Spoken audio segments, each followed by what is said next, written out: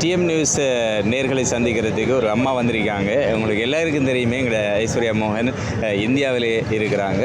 ரொம்ப ஊடகத்துறையில் பல விஷயங்களை எல்லாம் பேசுவாங்க. நிறையவே கேட்டிருக்கீங்க, பார்த்துருக்கீங்க. இப்போ காத்தாங்குடி நகரில் வச்சு நாங்கள் அவங்கள நேரடியாக சந்திக்கிறோம். எப்படியாம்மா இருக்குது இலங்கைக்கு வந்து? ரொம்ப அருமையாக இருக்குது. நல்லா எல்லா மக்களும் அன்பை பொழிகிறாங்க. நான் இவ்வளோ தூரம் எதிர்பார்த்து வரவே இல்லை.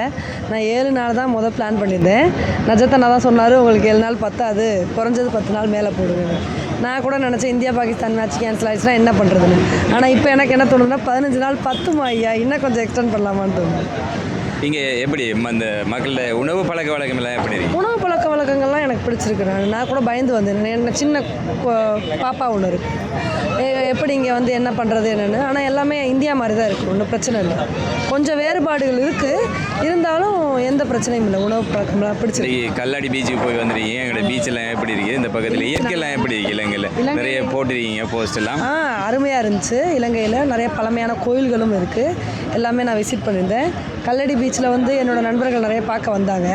நம்மளோட ஃபாலோவர்ஸ் எல்லாம் எல்லாரையும் பார்த்ததில் ரொம்ப சந்தோஷம். நிறைய இடங்களை பார்த்ததை விட நிறைய மனிதர்களை பார்த்தது ரொம்ப சந்தோஷம். முதல் வெளிநாட்டு பயணமே எனக்கு இலங்கை தான். அதனால் எந்த ஒரு எக்ஸ்பெக்டேஷன்ஸும் இல்லாமல் தான் வந்தேன் நான். இங்கே வந்தால் நம்மளால் வீடியோ போட முடியுமா, எப்படி இருக்கும் அப்படின்னு. ஆனால் என்னோடய முதல் அனுபவமே நல்ல அனுபவம். இந்தியாவில் எந்த இடத்துல இருக்கீங்க? கோயம்புத்தூரில் இருக்கேன். கோயம்புத்தூரில். இந்தியாவோட ஒப்பிடக்குள்ள எப்படி இருக்குது? இந்தியா கூட ஒப்பிடும்போது இங்கே வந்து இந்தியாவில் கூட என்னை நிறைய பேர் வந்து ஐடென்டிஃபை பண்ணதில்லை. ஆனால் இங்கே நிறைய பேர் என்னை ஐடென்டிஃபை பண்ணுறாங்க பார்த்துட்டு. நான் இந்தியாவிலேருந்து வந்தனால நிறைய மக்கள் வந்து ஐயா அக்கா இந்தியாவிலேருந்து வந்திருக்காங்க.